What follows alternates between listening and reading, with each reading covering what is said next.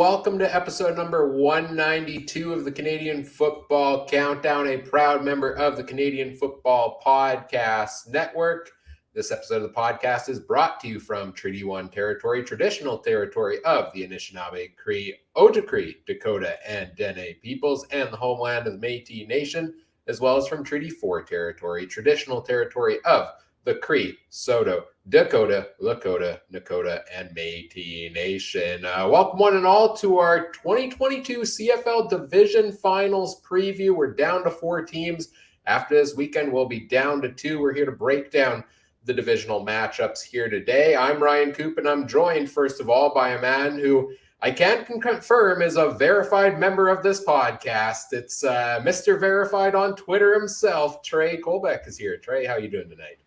I'm doing fantastic. Just hit a new level of, personal high today, and that I got a little check mark on my name. Best $9.99 I spent this month. So we'll see if it stays around. But gotta support it.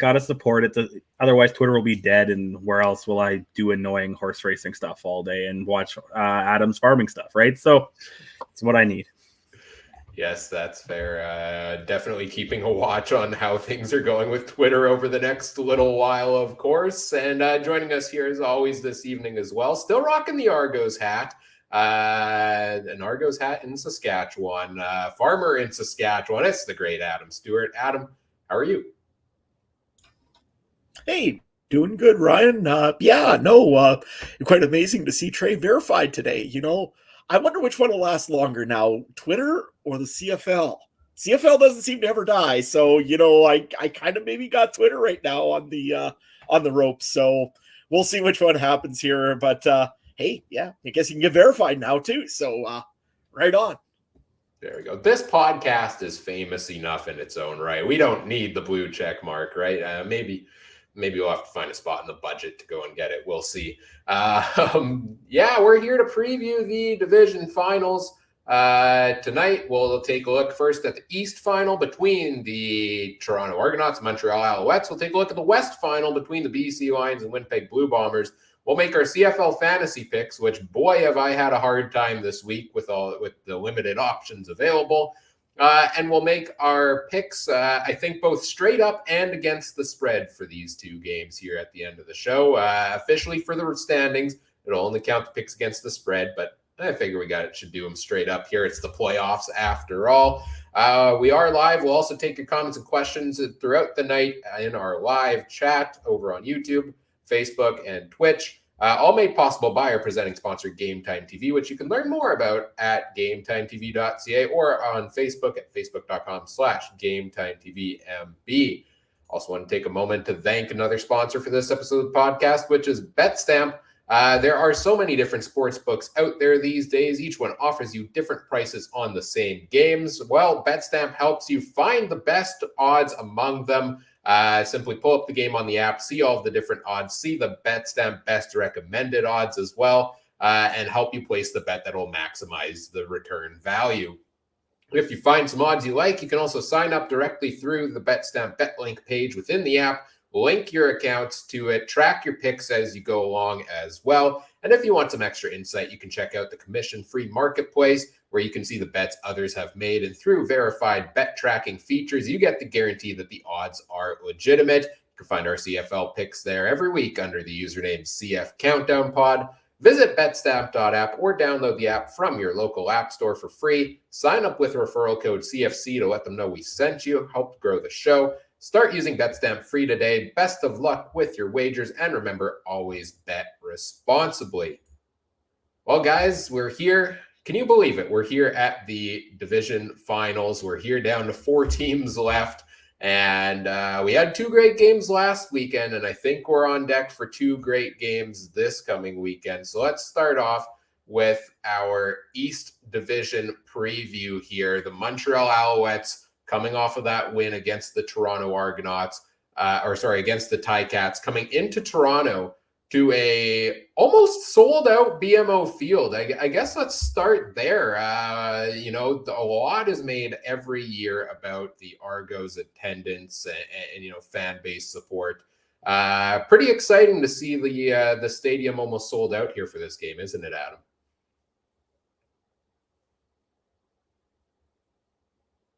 We may have lost Adam. Trey, are you still there? Oh, that's fine. I'm here. Yeah. Okay, what do you think about the Argos selling out the stadium here? Toronto FC didn't make the playoffs this year, so I guess fans have some extra money. No, I'm just kidding. It's good to see. How many of that's Montreal fans? Because Uncle Gary, keeps pushing that on Twitter. It's still good to see. Good packed house of 20,000. I guess it's kind of sad that we have to say 20,000 is a sellout, though. You know what I mean? When we're Winnipeg, you see Winnipeg, Saskatchewan, a sellout's 35,000, or and even BC had 40 something and wasn't quite sold out. And what's Commonwealth can hold 60 something. You know what I mean? That's a sellout to me, but still good to see. Adam, are you there? Yeah, now I'm here. Sorry, guys, my internet was acting up there. You know what? No, I think that, hey, you've got the stadium that's 21,000. Hey, if you fill it out, you're making money. That's all that matters in Toronto right now. And to me, if you're going to sell 21,000 seats, you sell 21,000 seats. You got to sell out. You got a big raucous crowd. Toronto fans, like myself, we all know how to cheer and celebrate real loud. So to me, I think that, you know what, it's going to be a fun game. I think there's going to be lots of Argo fans, to be honest with you. I don't know how many Alouettes. I hope there'll be a few Alouette fans as well, because that just makes the atmosphere all the more fun. Hopefully everybody has a lot of fun out there. Maybe not too much fun after the game, like what happened last year. We don't want to see any of that again. But you know what? No, if there's 21,000 seats, they sell 21,000 seats. All the power and all the good to Larry Tannenbaum and the Toronto Argonauts organization for getting a sellout. Congratulations to them. Yeah, so we look at this matchup between these two teams, and I believe they played 3 times during the regular season. The Argos' first game of the year back in week number 2, they won 20-19. I believe that was off the last second, 17-yard missed field goal by David Cote in that one. And then they played each other in 2 of the final weeks of the season in a home-and-home series there. The Argos took one 24-23 on October 22nd. The week after, the Alouettes took it 38-33. So pretty close in all the games played this season. Last one was kind of a wash because a lot of starters were resting. But now they play here for the 3rd time in 4 weeks, these two teams. Like we did for the division semifinals, let's break it down at the different positions here, and we'll start on offense. Adam, who do you give the edge to on the offensive side of the ball in this game? This one's close because, again, you've got 2 dynamic offenses here that I think both could pretty well break open a game. Montreal, you've got Eugene Lewis, and returning and starting to get a little more relevant Jake Wenicky as well. So I think the Alouettes will be a pretty good challenge coming in. If Walter Fletcher can keep doing like he did against the Hamilton Tiger Cats, I think the Montreal Alouettes have a very good chance in this game.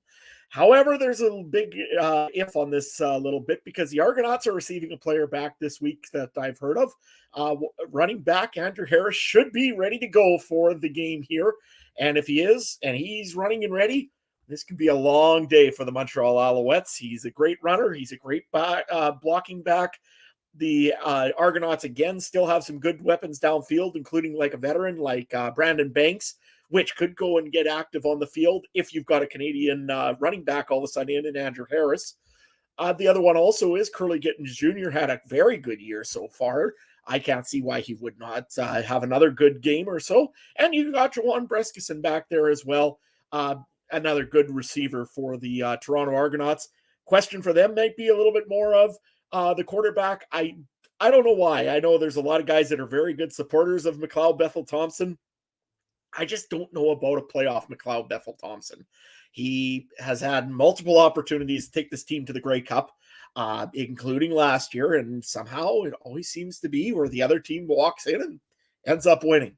So I want to see what comes out of McLeod Bethel Thompson this week. We know Trevor Harris can win games in the Grey Cup or in the playoffs. Can McLeod Bethel Thompson do the same thing? No, that remains to be seen. Trey, what's your keys in this offense? Whoever runs the dang ball, and I hope Andrew Harris, I hope he gets touches. You would think he would, but you never know. Watch him. Are they going to ease him into the game? He's also plus 30 something right now, right? 30s, and it's a different game, but I'm hoping to watch the running game. And if you watch the other side, it was Stanback that just kind of came back, right? And him with Fletcher last week. That's pretty good dynamic duo there. And I would not be surprised if those two got him, like, split the shifts again. You get two different running styles. That ends up giving Harris more time. Doesn't matter which running back's out there. Still could be play action. Still could be a run play. I really think this one's a tough one because I don't know who to give this one to. So when we come to betting later, it's going to be interesting. Ryan? Yeah, offensively, it's just very close. Like McLeod Bethel Thompson led the league in passing yards, I think, this season, right? Or he was very close. Yeah, he did. But yet they only have one more passing touchdown than the Alouettes did this season. So that's been the knock on the Argos. They've also, I think they had the lowest number of rushing touchdowns, just 9 on the ground this season for them. So good offense, all the talent is there. It just hasn't delivered on the offensive side of the ball. Whereas Montreal, to their credit, I feel like is, a less potent offense, but they get it done when they need to. So Andrew Harris, if he is back, if he is playing at the full workload, potentially, I mean, he's a game breaker, especially in the playoffs. And when he's pissed off, when he's missed time, Andrew Harris comes back fired up and ready to go and definitely wants to go out and get the three-peat. So that's a huge factor that makes me want to maybe tip it into Toronto's direction. But also early in the season, like even with Andrew Harris in there, they weren't scoring touchdowns. They weren't running the ball super effectively. Which is why it was crazy that he was on that first all-star list this year before they corrected it. I think I have to give the edge to Montreal a little bit on offense just because they're more efficient, it seems, at putting the ball in the end zone. But it's very close on the offensive side of the ball for me here. Did I see something that Andrew Harris just had another kid this week too? Oh, really? Well, congratulations. I thought I saw that on Twitter somewhere. So I don't know. That could go one of two ways. That could be, you just got another newborn, or that could be, hey, there's another reason to win on Sunday, right? So I thought I saw that. I'll scroll through the Twitter feed now that I'm verified. It should be easier to find, Yeah, I guess I never did say who I was actually going to pick for choice in offense on this side of the game. I look at it as, you got pretty even running backs, maybe a little bit of an advantage for Montreal because they got the extra running back that's really capable. Receivers, I think it's pretty much even. Quarterbacks, probably an edge to Montreal. But the other thing also to remember is offensive line. Landon Rice has done a very good job for the Montreal Alouettes. That being said, I know some of those guys over on the Toronto side of the football. I mean, they used to be former Riders, and for some reason, Jeremy O'Day decided we didn't need any offensive line because we were so great. There is that. So I think it's going to be fairly even on that as well. But you're right. When you were saying it, Ryan, at the beginning of the year, they did not run the football effectively with Andrew Harris, which was strange because you've got one of the best running backs in the game. However, you've got a healthy Andrew Harris now, allegedly. And you've got a very well-rested Andrew Harris. So to me, I'm going to give the edge to the Argonauts just because of that. Because I think everything else is pretty even, except I'm just still got a little bit of a question mark on McLeod Bethel Thompson.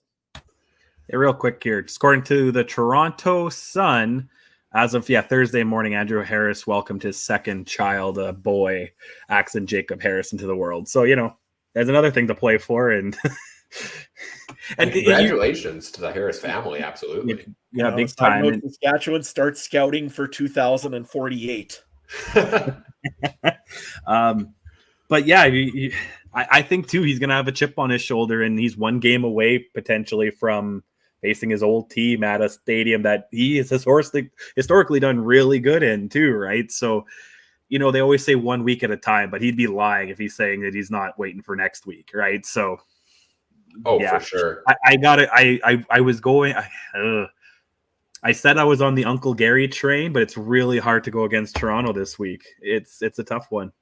Well, let's look at the defensive side of the ball next then. And for me, this one I put clearly in Toronto's favor. I think Montreal's defense played really well against Hamilton last week, but they also played disciplined, which is something we haven't seen all season. And I'm, consistently, and I'm not sold that they're going to do it here in the East Final. defensive lines, I'd put them pretty equal. Sacks roughly the same there between the two teams. The big stat that jumps out to me, though, the Argos had 29 interceptions this season. The next highest in the league was a three-way tie between Calgary, BC, and Hamilton at 19. So 10 extra picks by the Argos over the next best in the league. Montreal had 14 all the way down there. The secondary and the linebackers for the Argos have been pretty darn good this season. I think they've carried the team to that first place in the division and made it so the offense has had to do just enough. I got to lean the Argos defense here. What about you, Trey? Yeah, I guess I got to go that way too. I was really impressed with how Montreal played last week. And like I said, up until about remembering Andrew Harris might play, I was all in Montreal's boat. I don't know. It all depends on how much they play him. And the defense is going to have to slow down the run game and make Bethel Thompson win this game on his arm. I think if they can take away the run, then I think it's Montreal's game. But if Andrew Harris or AJ Ouellette or whoever is back there kind of starts taking over the game, I think it's night for Montreal. Adam? Yeah, I was just looking at this one here. I mean, with Quentin McManus in the backfield for the Toronto Argonauts, and you've got other guys in this team again. This is a Toronto Argonauts team that's a very good team against the run. It's really a team like Deshaun Amos, and you've got so many other good guys, Royce Mechie, that have been doing just an amazing job for the Argonauts this year. I really think that the Argonauts have the advantage in defense. Not being said, Mike Jones had a great week last week with the interceptions, and Montreal did a good job of getting pressure on a Hamilton Tiger Cats quarterback. But this is a different quarterback and a different offensive line. And traditionally, they get some pressure over on McLeod Bethel Thompson, but he seems to know what he's doing with it. This is more veteran quarterback, I believe. So to me, it's advantage Toronto in the defense. See, it's interesting. I was just double checking the stats here. Montreal actually has a lower rushing and passing yards against per game than the Argos do, but those penalties is the big key that doesn't play into that, right? That makes Montreal's defense less efficient than these stats show, because those don't show up under that stat line. And if your defense can make the big plays, that can turn the tide of the game. So I think that's why I'm still in the Argos camp, despite the numbers being closer. And I think the Alouettes have one of the more underrated defenses in the CFL. Then we look at the special teams side of things. On one side, you've got, David Cote doing some kicking for Montreal. You've got Chandler Worthy in the return game. On the Toronto side, Boris Beatty doing the kicking. And they've rotated returners throughout the year. I think the last one doing it has been Jeremiah Hadel for the Argos there. Adam, what about you here? Where do you go on the special teams side? Well, I think the kickers are pretty much even. I mean, David Cote had that bad miss, I think, or against the Argonauts earlier in the season, and Boris Beatty had another miss or two, and it was pretty well even for special teams and the kicking side of the game. But on the returning side of the game, you're right. Toronto's been doing it by committee. I don't really see them having it. They get reasonable yardage on their returns, but they're not getting Chandler-worthy yardage. Chandler Worthy, again, had two huge plays there for Montreal. One at the first play of the game against Hamilton last week, and ended up with a 50-yard return and got that right into Hamilton Field to start the game. So that helped the Alouettes immensely right off the bat. And then later on in the game, I think it was the fourth quarter sometime, he also had another huge return. To me, it's advantage Montreal because the return game is such a big part of this game here this week. And if you give your running backs good yardage to start, they don't have to run as much. So it's just, I think, advantage Montreal. Trey? Yeah, from the return side, I'll give it to Montreal. I was just looking quickly at punting and kickoff yards. Toronto's leading in that. So, they're kicking a little bit farther. But then again, you have Montreal. They give them more space to return. There's a lot of plays in there. I really like the Philpott brothers, and seeing the one on Montreal's this week and other things go on.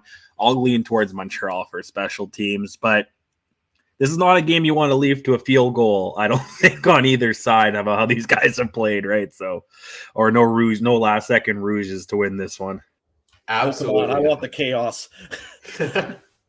Absolutely not what you want. That's correct. I mean, looking at the field goal percentages, Montreal 86.3 on the year. Boris Beatty's at 78.2%, which surprises me because I feel like his name's up there normally as a strong performer each week. Maybe it's just the volume and the sheer number of kicks he's done, where he might only be going 4 for 5 every week, but he's making 4 field goals.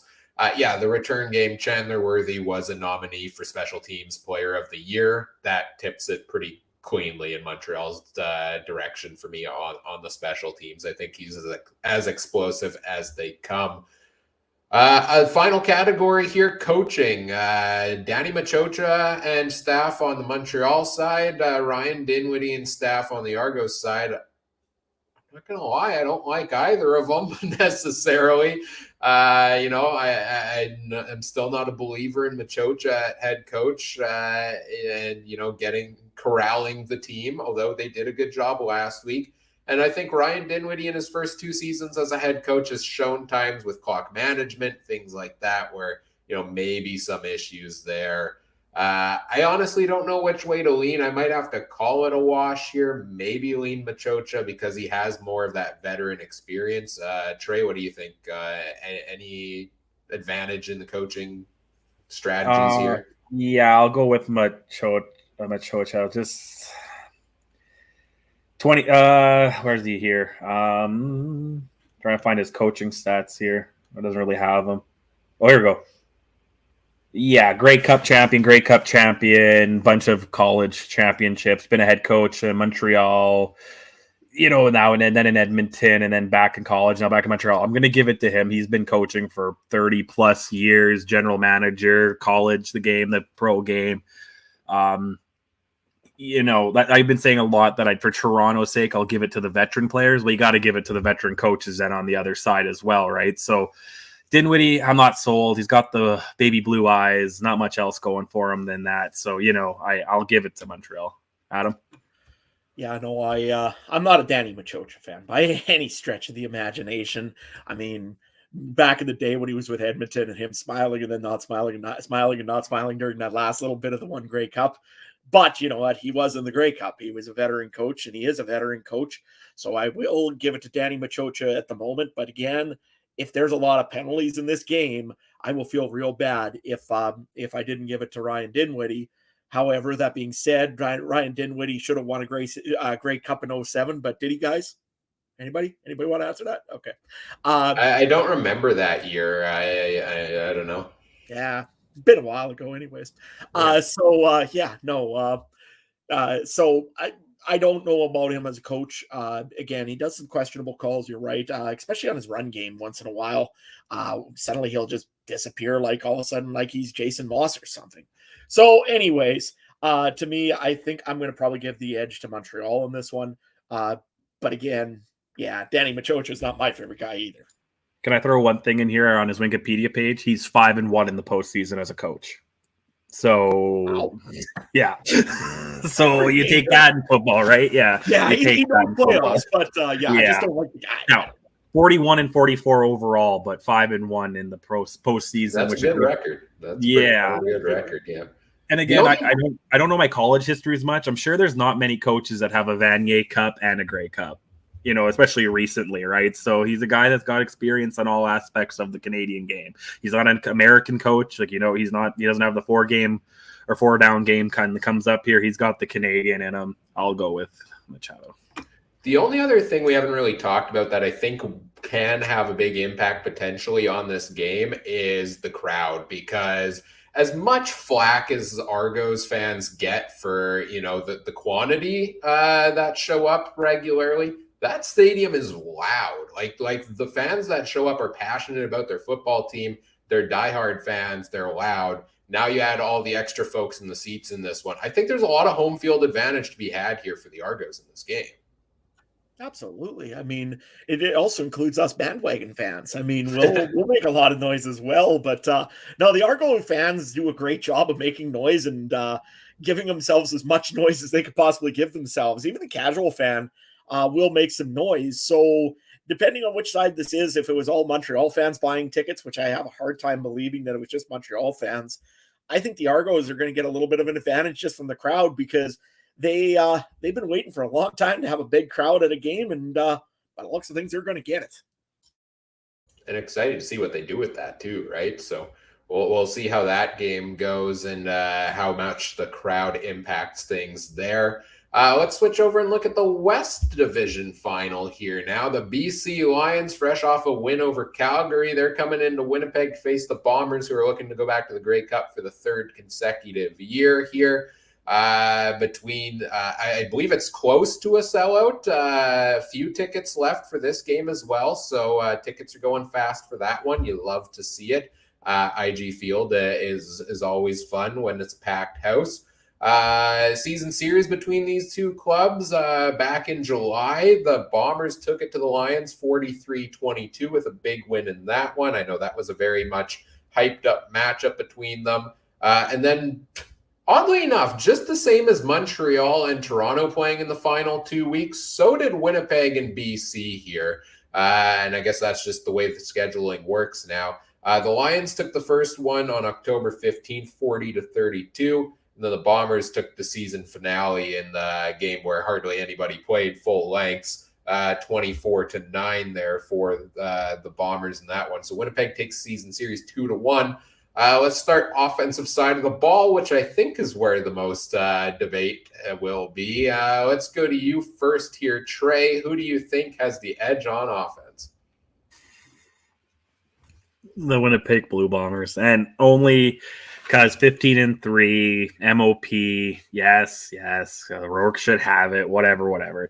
But again, I'm just not sold on the ankle, and I want to be. I really do. Like, for the welfare of the league, does it sound great? He comes back, wins 3 games, rides off into the sunset to the NFL. That sounds amazing for him. But I don't think that's in the cards for him. I think it's going to be a tough one this week. And if he does squeeze by Winnipeg, it'll be even tougher one in Regina next week. I really think Winnipeg's been poised to do this. They've been Big Hill showed up at 5:45 to practice the other day. If you saw that on Twitter, the team was all showing up.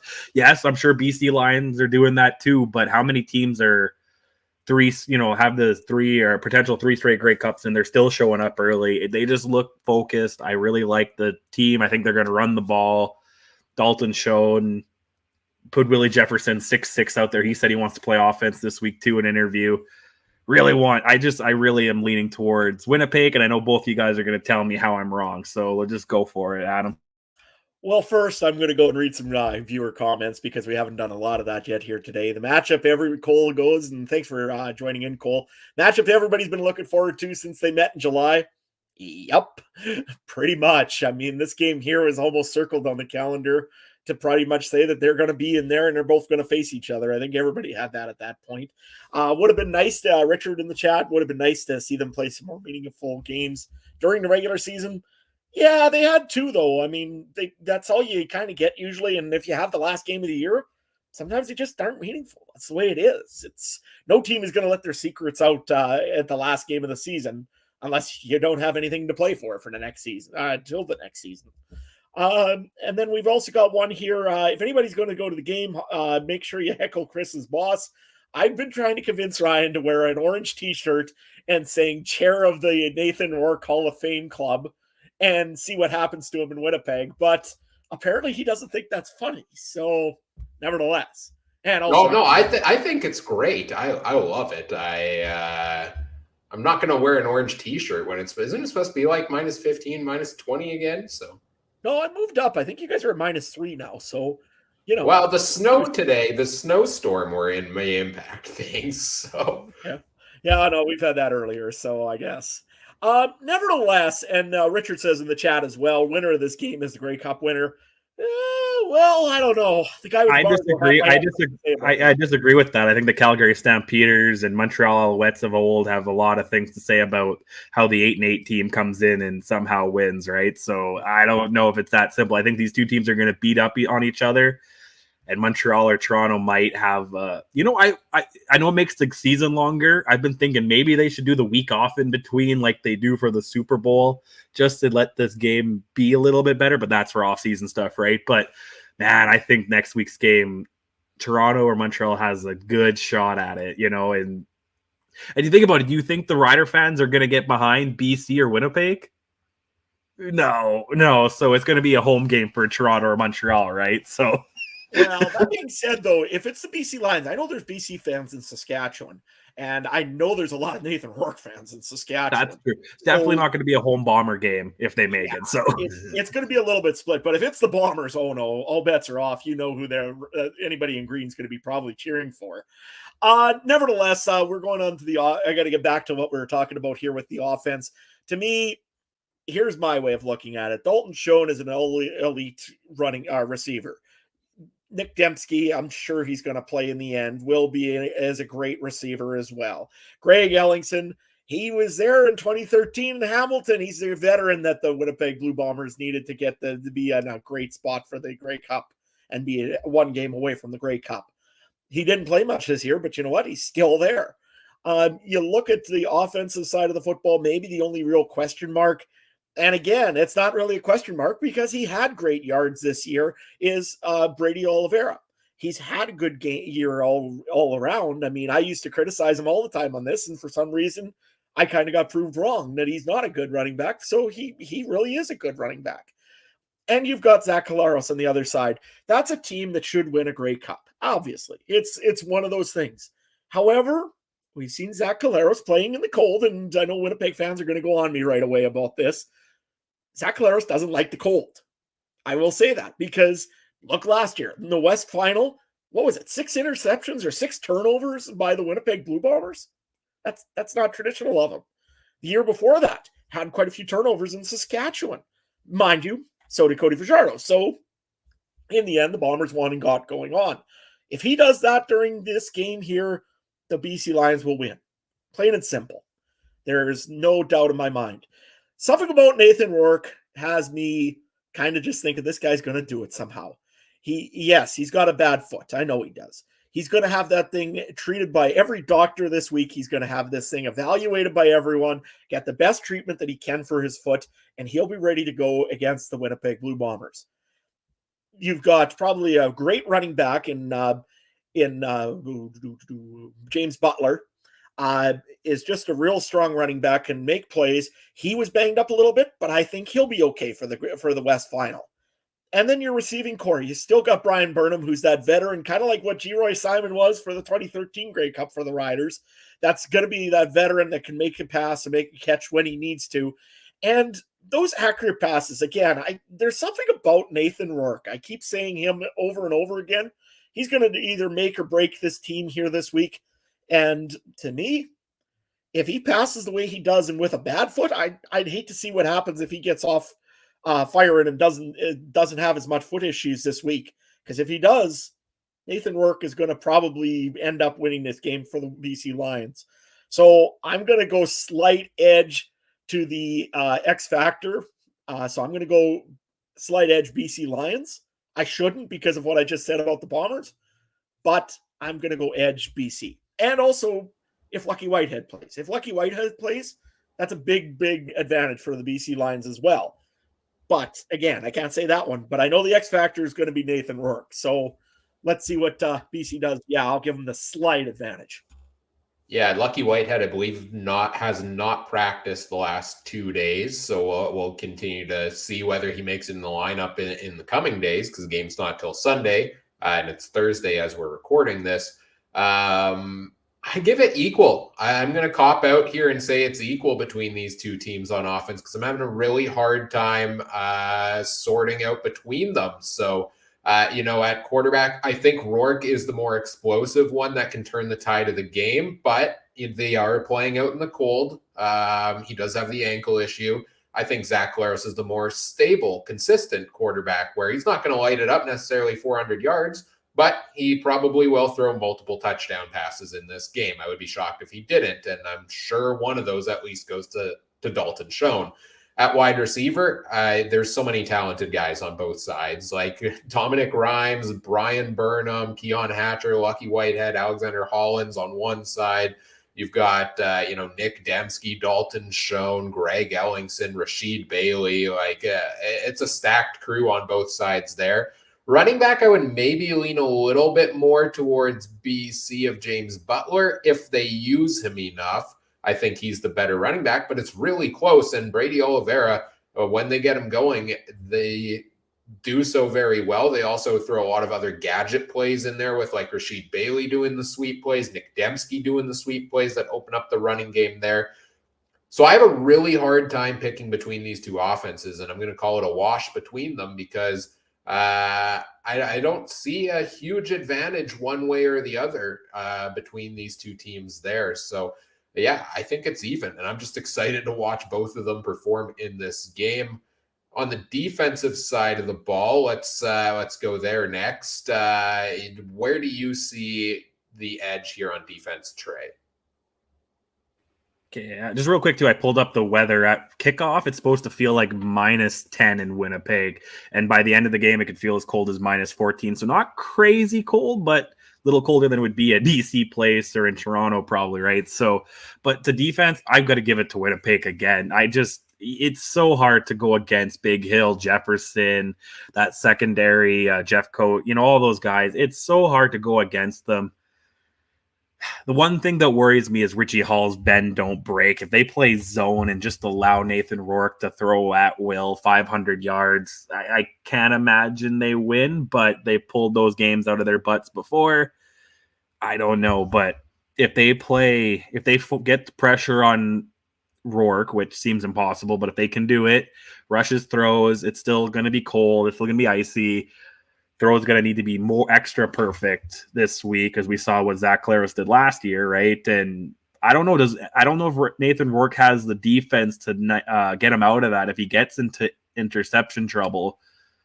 But I will say that Winnipeg does. Adam? This one's tough for me because, again, your veterans are your veterans, and those guys know how to win a Grey Cup, and Winnipeg has a lot of them. You're right. You've got Adam Big Hill still in the backfield, and he's still great at linebacker. You're still got Willie Jefferson. You still got Jackson Jeffcoat. I'm not sure if Teodric Hansen is going to be back. I don't think so. So you've got whatever in the middle there for the Winnipeg Blue Bombers. And again, I think the idea of the Winnipeg Blue Bombers is going to be rush the daylights out of Nathan Rourke and see if his ankle is good or not. And if it isn't, it should be. But that being said, the BC Lions, I think, in my opinion, have the better secondary. They seem to be a little bit more eager to get those passes. They have one of their players there, Peters, I believe it is, has the second highest amount of interceptions all season with 5. And you've got, again, a guy like Lucas Purifoy in the backfield. I keep saying his name, but yet, like I said, he doesn't seem to come out. But yet, one of these games, I know he will. And if the BC Lions can keep their secondary working well and keep those receivers contained a little bit, or at least make it so that Zach Collaros can't see a lot of passes working, it could be advantage BC. But again, I'm going to go with the veterans on this one. I'm going to say advantage Winnipeg because I'm sure that they've been working on a program to make sure Nathan Rourke has a very uncomfortable day having to run around a lot. Right? I think I'm going to go with the numbers here and take the Lions on a slight edge on defense. People have been putting the Bombers defense up on a pedestal all season long based on the names on it, based on Adam Big Hill, Willie Jefferson, etc. When really they've had rather average seasons, I think, compared to what we normally expect out of them. Did you guys know the Bombers have the second lowest number of sacks in the league this year with 36, one more than the Edmonton Elks? The BC Lions have 45, so they got to the quarterback more often than the Bombers did, and the Bombers had prime opportunities to do so with a lot of juicy matchups that they just couldn't, and I was shocked to see that happen throughout the year there as well. There is some passing defense concerns for both of these teams. BC gives up the most yards on the to the passing game out of any team. In the league. Winnipeg, that bend but don't break defense you talked about, Trey, if that comes out, that's a concern potentially there on the Winnipeg side of things.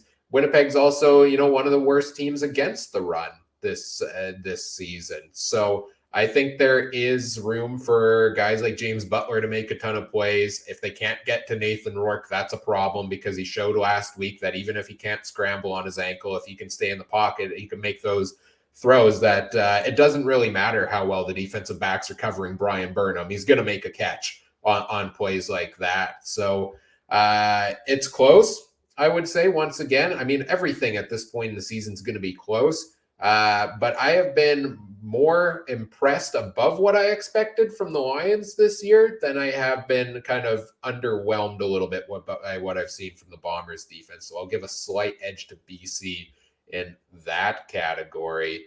Let's talk special teams here. On one end, you've got Mark Leggio doing the kicking for Winnipeg. You've got Janarian Grant in the return game, Sean White doing kicking, and Stefan Flintoff punting for BC. And Terry Williams in the return game. We saw this big return game matchup between these two teams when they met a couple of weeks ago. Adam, do you see one team having an advantage here? It's going to be tough again because the kicking game, I think, is very similar. I think I'd probably give the edge probably to Sean White and BC Lions in the kicking side of things. Mark Leggio, he had the one big miss also this year, but after that, he seemed to recover very nicely. So to me, the kicking game is pretty well even, maybe a slight edge to BC. On the return game, I think I'm going to go with the Winnipeg Blue Bombers on this one. They seem to have the better returner. I believe it's Grant, if I'm not mistaken, that makes usually their returns. Seems to be maybe the better option, although scary Terry Williams once in a while can just absolutely go and break one. So I'm going to go with slight advantage on that one for the Winnipeg Blue Bombers, just because I think Grant probably gives them more consistent yards. But if one of them breaks one, yeah, all bets are off. Trey? Oh, I'm going Winnipeg, and I'll kind of tie in the next question when it comes to coaching, because you got Osh on the sidelines on Winnipeg, and you don't know what madness he's going to put. And Richard just put that in the comments. Is O'Shea going to pull some of that crazy plays out? Most likely, especially when you got Janarian Grant, and you got a guy like McRae you could put out there, and you got Prukop who's got speed and do some crazy throw across, Memphis Miracle crap there. You could do anything you want out there.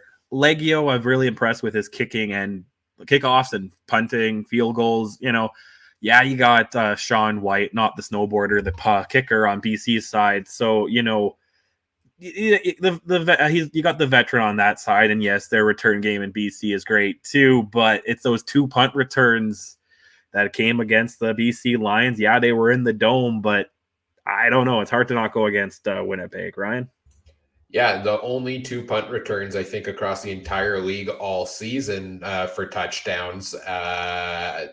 Did Mario Alford have one? I thought it was a kickoff return, or did he return a punt? Yeah, a kickoff return, a punt return, and I think he did all. I think he had the trifecta this year. Oh, okay. He did have a punt return and a kickoff return. And for a while, I think it was Janarian Grant. So unless he got the punt return in the final week or two. Second last game, didn't he? Wasn't that a punt return? Oh, okay. Okay, well, still, 2 out of the 3 this season have come from Janarian Grant against the BC Lions. That's been one of the Lions' weakest points this season, I feel like, is the cover unit. They've got a great returner themselves, Terry Williams. That was a heck of a trade they made to bring him in, and he's definitely going to be able to make an impact. But I think Janarian Grant has the potential to break one here for a touchdown. I trend that in the Winnipeg direction.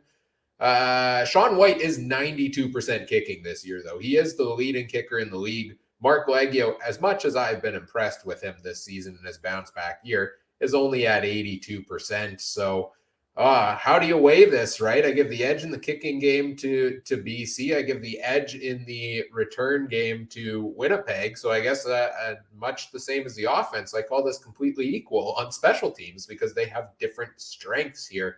As well. And I know people are going to feel more confident about Sean White kicking the field goal on the BC side than people feel about Mark Leggio, despite it being a relatively good season for him there. Well, we talked about it a little bit already, and I think I know where you guys are going here. Coaching-wise, Rick Campbell and his crew over in BC, or Mike O'Shea and crew here in Winnipeg. Trey, you're firmly in the O'Shea camp here, right? Yeah, again, Thank you to Wikipedia. Mike O'Shea 6-3 in the playoffs versus 4-3 Rick Campbell. It's close, but still, I give the edge to Osh. Buck Pierce is not playing, so there's no concerns of him getting hurt on Sunday, hopefully. So I think he'll be fine. Richie Hall, the bend not break, is gonna drive me up the wall. If I see them play zone once, I'm gonna turn the TV off. But you gotta go with Osh, right? They're on such a hot streak with him. It's hard to go against him. And, he's going to have those special team plays. I know we can't do that onside field goal anymore. I think they changed that rule from a few years ago, but he's got the rule book in his head. I'm sure he's got some plays. Adam, what are you feeling? Well, I know that we always say that Mike O'Shea's won the last 2 Grey Cups. So, I mean, he should be the obvious choice, right? However, you got to remember, Rick Campbell did win a Grey Cup as well with, I believe it was Ottawa, if I'm not mistaken. I think he was the Ottawa coach at that point. So, I mean, he's been great.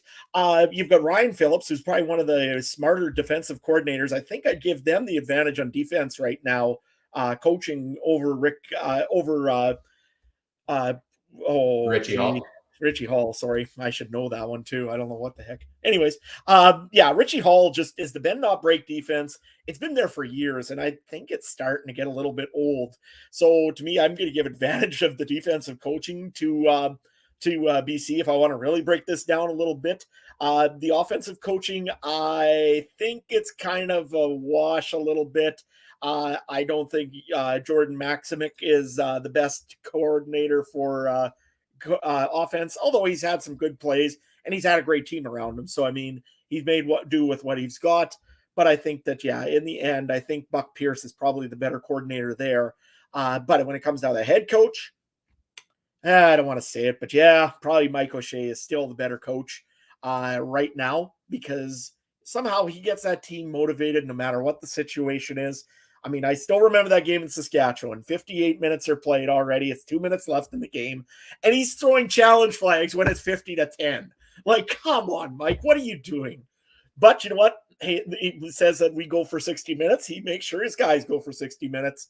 So to me, I'm going to go Mike O'Shea. Plus, also, I want to see him go and throw Mike Miller as a quarterback to Willie Jefferson.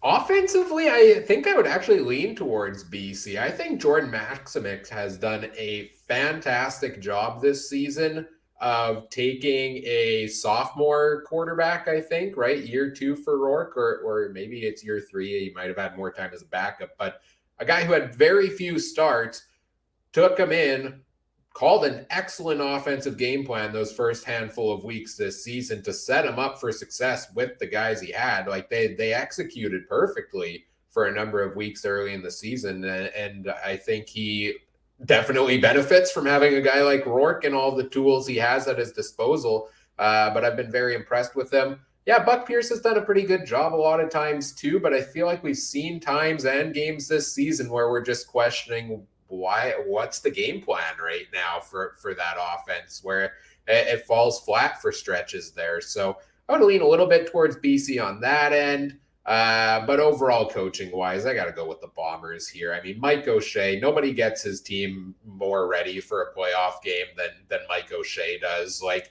we always talk every year, the bye week and the rust coming out of the bye and going into the playoffs. I don't believe that exists one bit for the Bombers team. Mike O'Shea knows how to get them ready and motivated for a playoff game. And it's not before a bye week this time. So that seems to be the only time he can't get the team on board. So I got to give a bit of a nod here to O'Shea and the unit there on the Bombers side.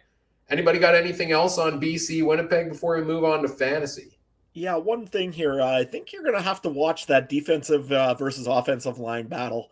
You look at what the Winnipeg Blue Bombers have on an offensive line, and again, that's usually what ends up winning championships. I mean, you look at the amount of talent on that team with Patrick Neufeld and with Stanley Bryant and with Michael Couture and with all of the talent that Winnipeg Blue Bombers offensive line has. And then you look at the BC football offensive line. It's a very good line, and I full credits. It's played incredible for this season. That was what I was really worried about going into this season with the BC Lions, was their offensive line, and they've well proven themselves this year. However, advantage for that would be the Winnipeg Blue Bombers, and I think that could maybe change the tide of the game, because if you don't get pressure on a quarterback, and Zach Collaros is one of those guys that never seems to find any pressure on him, or if he does, it's very little. That could be the big thing for me that could change this game. Trey, anything else? Yeah, real quick question. Let's say late fourth quarter, down a touchdown. Which guy would you have more confidence in tying it or getting the game winning, Collaros or Rourke? Ooh, that is a real tough one. You had to pick one, right? Like if you're a Bomber fan and you're down a touchdown versus a BC fan down a touchdown with Rourke, that's because that's probably what we're gonna see. I really don't think this one's gonna get out of hand, right? Like even if a team gets a little bit of a lead, I'm sure the Bombers or the Lions, whoever's down, can whittle it away, and you're gonna get a touchdown game near the end, right? So I'd go with Collaros. I would go Collaros just off of age and veteranness and stuff like that. But then again, Rourke's got the gunslinger, right? So you never know. If I had Nathan Rourke in front of the Winnipeg offensive line, it'd be Nathan Rourke all day. But I'll take that trade. I'll take that trade, BC. Oh, yeah, I'm sure you would. May as well keep the dynasty going for another 10 years, anyways.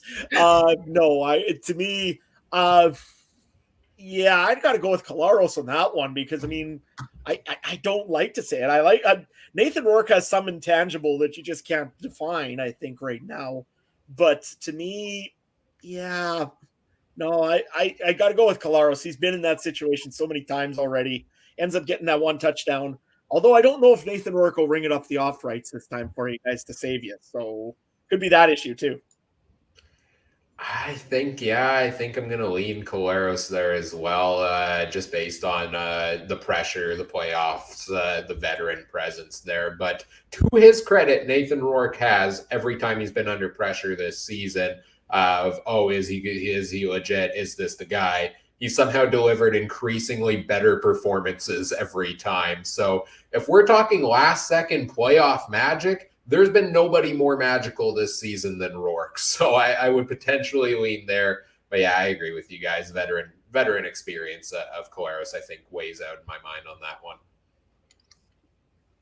Well, let's move on to fantasy, and we'll make our fantasy picks for this week, and it's real tough. There's 4 teams to choose from. That means 4 quarterbacks, 4 defenses, a handful of options at running back and receiver only as well. You get $30,000, 5 positions to fill. Let's start with quarterbacks here. The 4 starters to choose from: Nathan Rourke and Zach Collaros, both equally at $10,000. McLeod Bethel Thompson at $8,500, Trevor Harris at $8,000. How would you rank them? The 4 of them is the question. I'll go here first. I'm going Nathan Rourke, number 1 at $10,000 here as my top quarterback. Like I said, Collaros, he'll throw some touchdowns, but I think Rourke can equally throw those, and he's got a higher ceiling on passing yards, I think. So I like Rourke at number 1. I'd probably go Collaros at number 2. He's had pretty consistent, not game-breaking numbers for the most part, but solid totals. Trevor Harris, I think I'd go at number 3, save $500 over McLeod Bethel Thompson. He gets some more touchdowns than MBT does. And then McLeod Bethel Thompson can break you a game, but more often than not seems slightly underwhelming in the fantasy perspective. You guys have your lists any other way? Trey?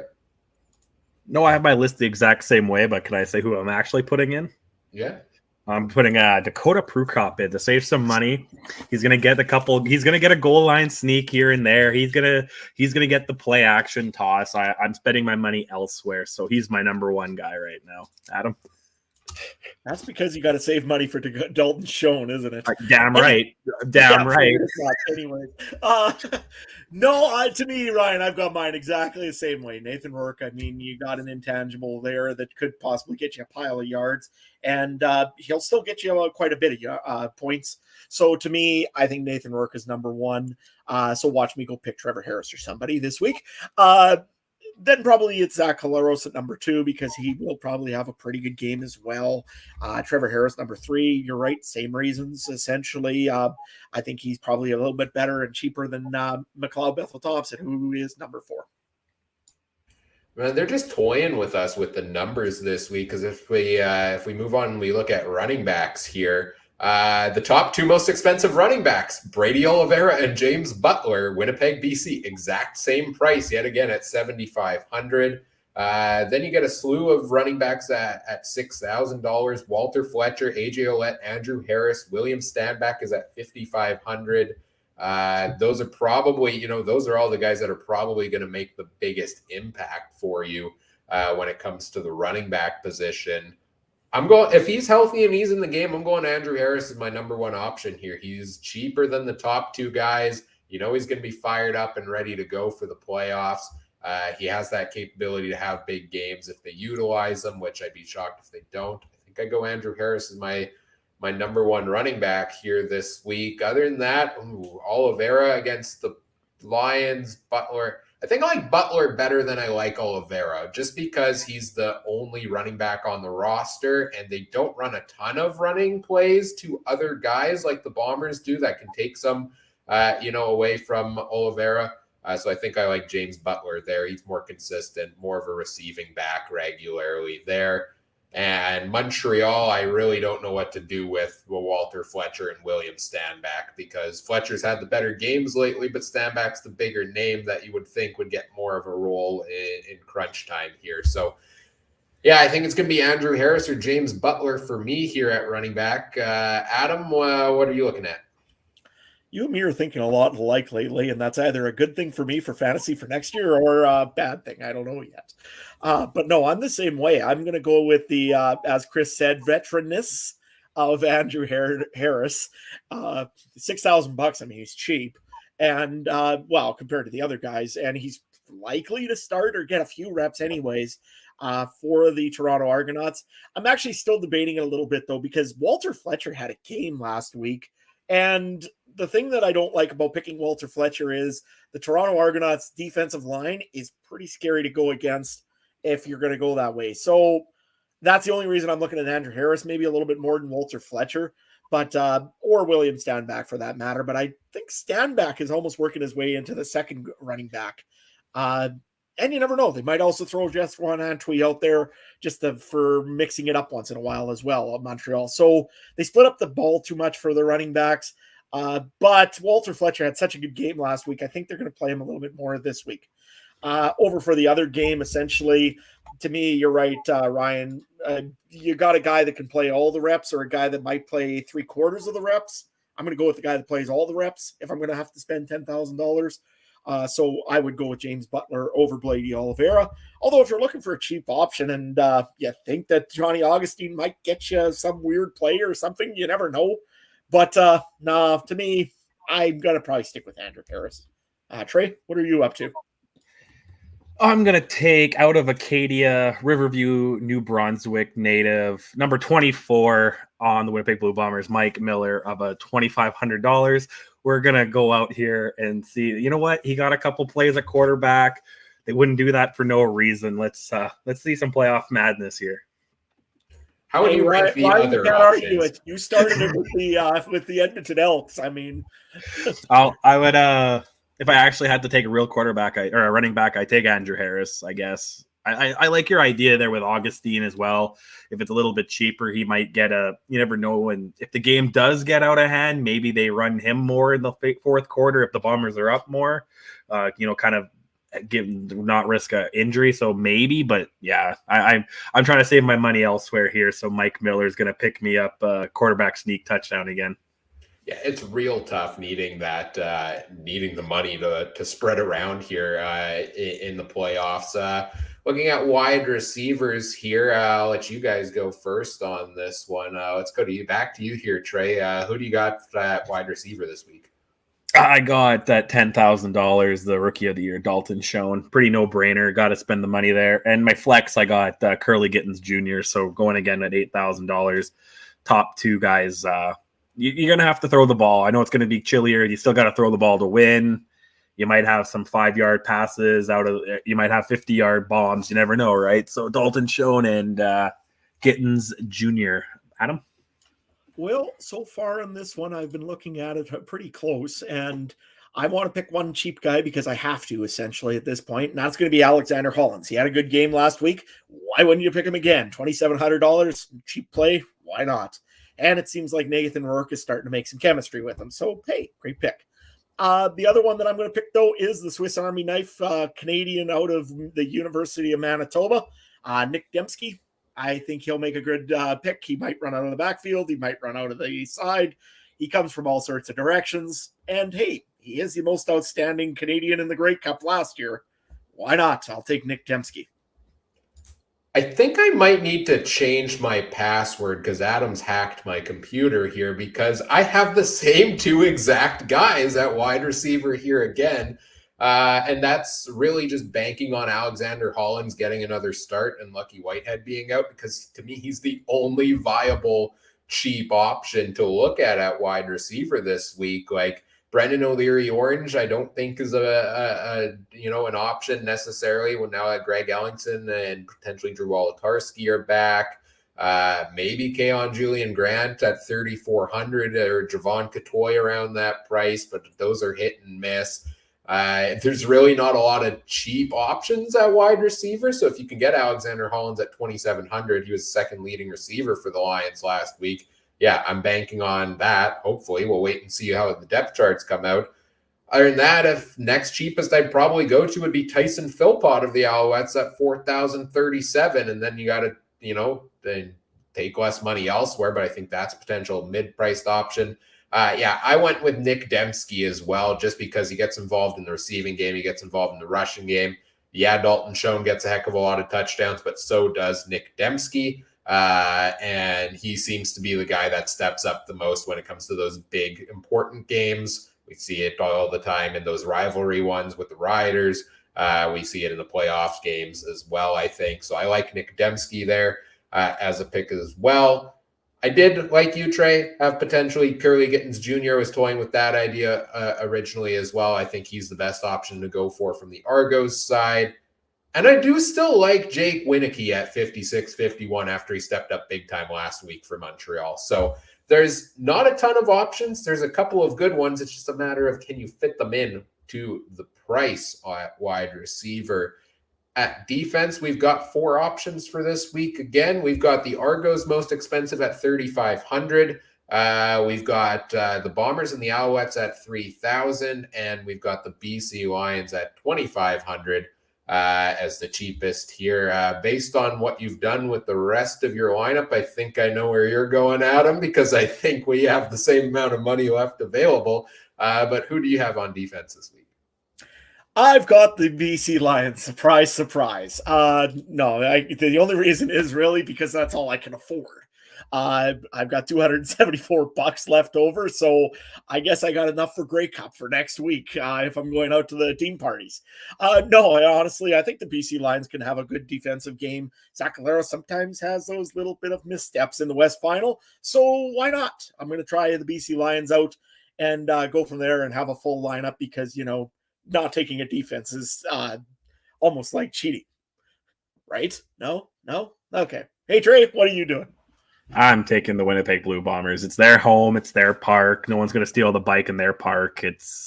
I don't know. I could see it going for 500 yards, but not a lot of points, right? And most of it's to points. It's going to, eat up your defense, maybe a couple sacks, maybe a fumble. I'll take Winnipeg. Ryan?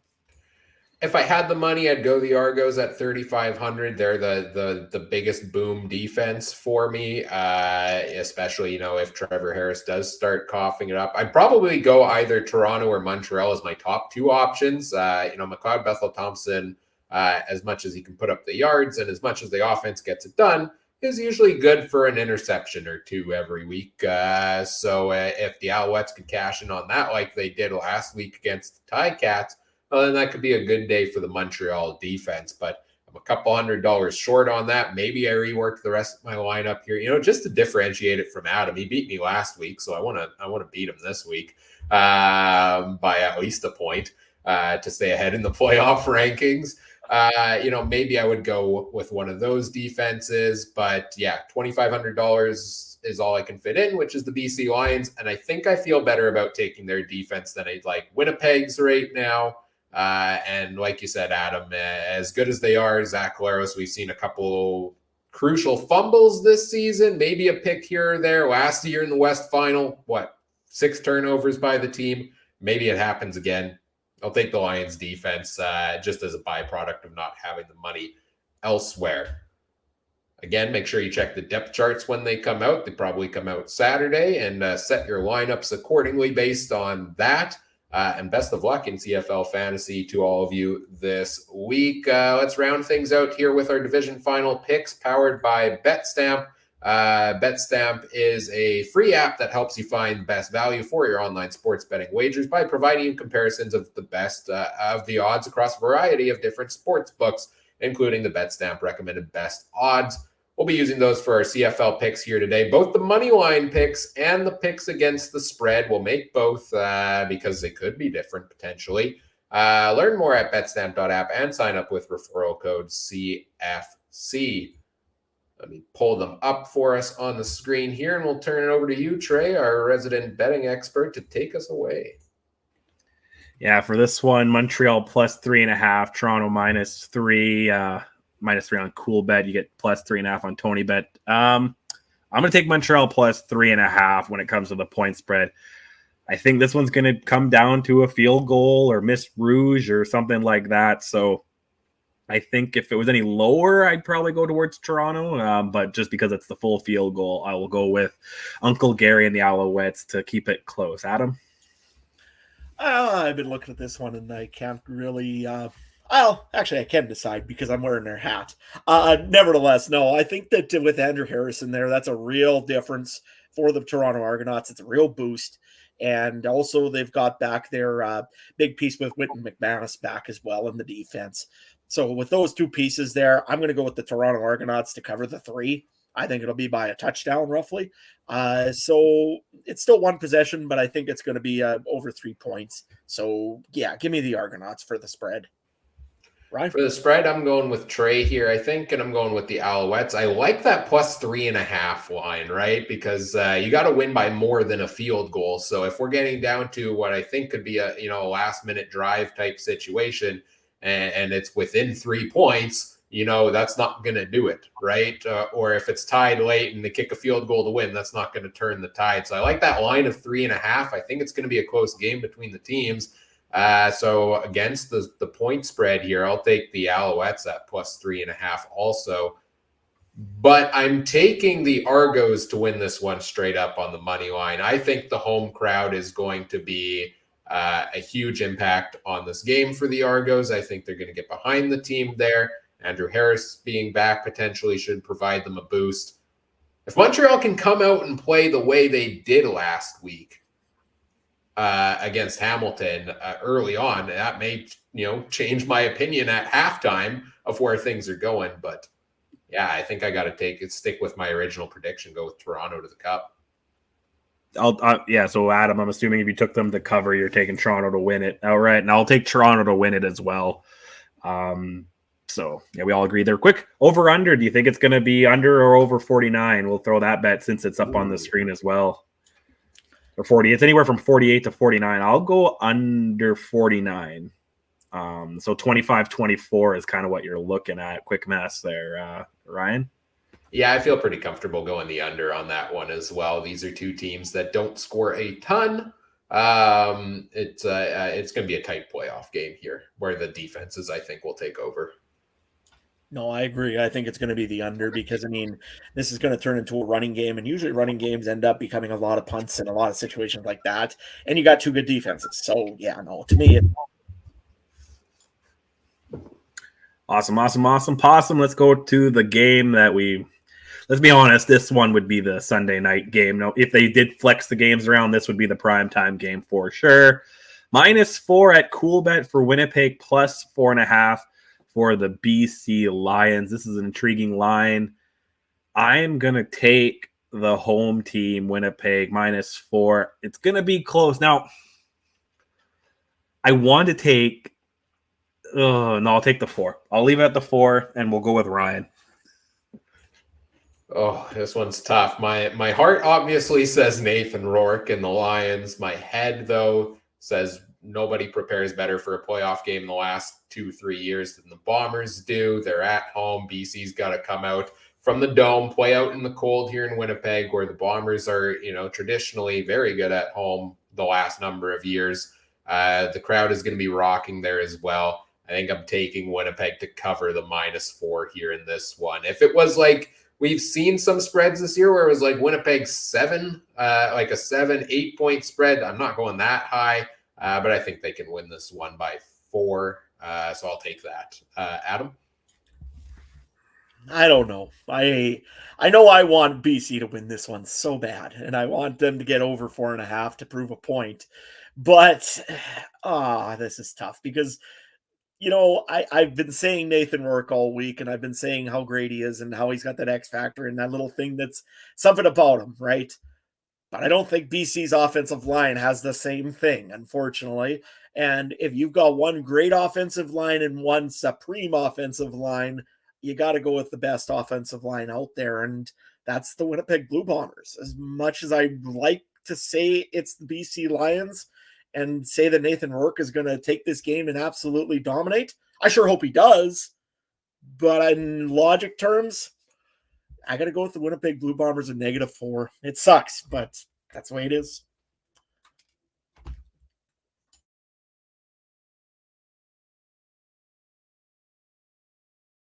There you go, mute button. So yeah, we're all taking the -4, so we all took Winnipeg to outright win it as well.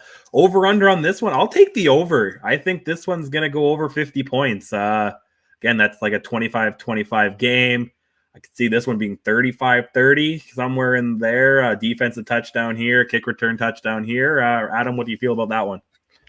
No, I'm going to go on the under on this one. The reason being is if it's slippery and it gets a little bit warmer out in Winnipeg, that the artificial turf can get pretty slippery. And that means people will be slipping and sliding and interceptions and fumbles and all sorts of good stuff. And that means that sometimes a lot of points don't get scored unless it's on one side and it's a one-sided game. And that's hard to make 50 points. So to me, I'm going to go on the under on this one. Ryan?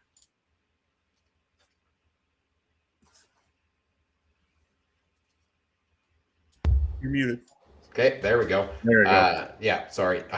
Every time I think I bump the microphone and I'm not sure if I've muted it, and I'm still trying to figure out what the indicator on it means when it's flashing versus solid because it's not very descriptive. Anyway, sorry about that. Now it's working again. I think I'm going the over here. I agree with Trey that, these are two high-powered offenses that I am excited to see out there for a full game because we got that game here in Winnipeg. The only time BC came to town was in that meaningless Week 21 game. There's a lot of firepower to go around, and I expect this to be a high-scoring one. So I will take the over on it as well.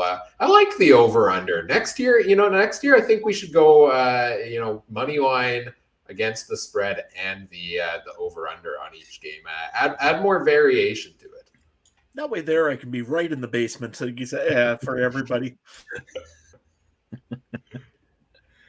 Awesome. Yeah, that's our picks. I don't have the standings right in front of me, but yeah, we all know where they're at. Adam, you're keeping it up there, man. You got 3 games, got to go 2-1 to stay over 500. Ryan and myself were safe from that matter, but yeah. And only the picks against the spread count for that, just to be right. clear. So. Yeah. Well, of course, because I got to know what the record is now to beat next year, right? So I'm at like 52, right, or something like that. So got a challenge for next year.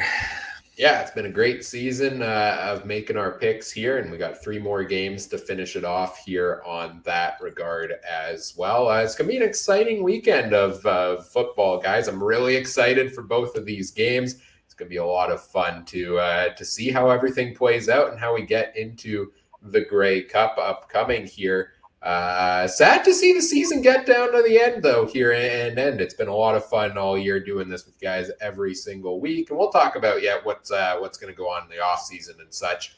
So stay tuned for more updates, I guess, on that going forward. But I think that we're ready to get into wrapping it up here. So let's take a look at what's coming next on the podcast. Well, Monday, after the games take place Monday night, 9 p.m.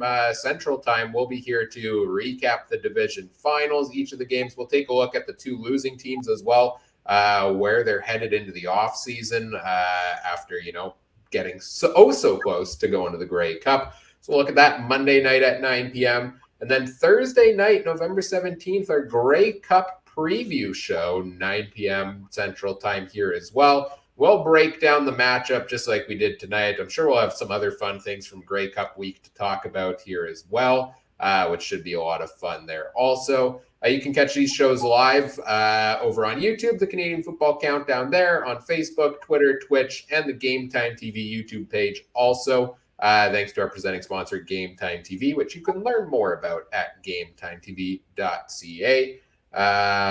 If you want to follow us on social media, the podcast is at CF Countdown Pod on Twitter. Not verified, but it's there. Facebook.com/CF Countdown Pod as well.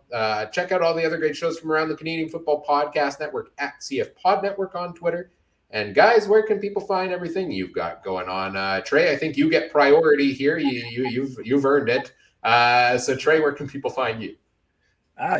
Real quick, fun Grey Cup fact here. I want to know, out of the 9 active teams, who do you think has the best winning percentage in the Grey Cup?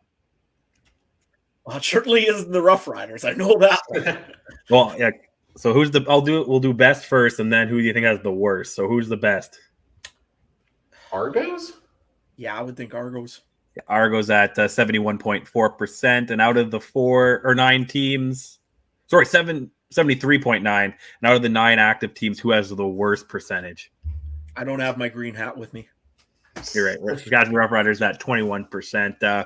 Actually, fun fact, Baltimore Stallions have a better winning percentage in the Grey Cup than 5 of the active teams. So at 500. They're 50%, aren't they? Yeah, 500, yeah. So that's I'm so happy. When people used to say the Bombers haven't won the Grey Cup in a while, I'd always say an American team has won more recently, right? So, and I'm glad can't say that anymore. We should do a trivia night in the off season. That's fun. I like that. Yeah. When you get on Wikipedia, you find some interesting stuff. But yeah, you can find me at Twitter at TreyMBHarness. I now have a little check mark because Elon Musk just said, screw it. Let's give it to anyone who can pay for it, right? So I want to test it out and see what Twitter Blue offers and the verified. But at TreyMBHarness, I got horse racing stuff, football stuff, Call of Duty stuff, Star Wars stuff, whatever you want to talk about. Adam, where can I find you? Yeah, you can find me at Adam Stewart 1. I know I'm a little harder to find because I'm not verified like Trey, but should be okay to find me. Usually if you look for farm stuff or you look for hockey stuff or you look for football stuff, I'm usually somewhere around there. So you can find me there. You can also find Mike if you're looking for him. He hasn't been here for a week now, but he's still at Mike Garrell. You could definitely ask him all about the MWJHL. There we go, that one. So he's all over that right now, and he's excited to be getting going on that. So real good for him. And what I've got going on essentially this weekend, going to be talking a lot of senior hockey because we have our home opener this weekend. Going to be a pretty good game. If you're in Saskatchewan and want to check out some good hockey, come on out to the Theodore Rec Complex. I'm sure it'll be pretty fun. Ryan, where can guys find you? You can find me on Twitter at CooperTrooper42 if you want to talk CFL Fantasy, anything like that. I don't tweet a whole ton, but you can follow me there and chat with me if you would like. I did just now think of, do I make the leap and make a Twitter account for the Nathan Rourke for Hall of Fame campaign and pay the $8 a month to verify it? But then also will my wife be upset at me if I do that? Probably. I mean, I'd be upset at myself for spending money on something so useless as verifying a fake Twitter account. Not saying it's useless. Okay, I was going to say, honey, are you mad that I verified my account today? The people are waiting, yes or no? She says no, so that's okay. No, it's 1 month. It's 1 month. You're trying it out. No, but if I made a fake account for something like this and did that, someone made a fake McDavid account and verified it and said that he got traded to the Rangers or something, and then people thought it was real. So I was like, within hours of it being, but you can see who paid for it versus who's actually verified. So remember that when you see some of those celebrity ones, double check if it's paid for or if they're an actual public figure. Yeah, and if you see a CF Countdown Pod account out there that is going above and beyond, yeah, that's not us, right? So don't We're expect the ultimate underachievers here, folks. We don't try that hard. Oh yeah, no, absolutely. No, yeah, we do an okay job, I like to think. We have a lot of fun here on the show, of course, and we enjoy everybody who joins us every week in our live chat. Thanks for hanging out. We had some great comments throughout the night here as well. We appreciate anybody who listens at any time, and we would love if you take the time to do all the fun things such as like, comment, subscribe, rate, review, share the show with your friends, help us grow the show. We always appreciate that. On behalf of our panel here this evening, Trey, Adam, and myself, thank you for listening. Take care. Have a good one. Bye.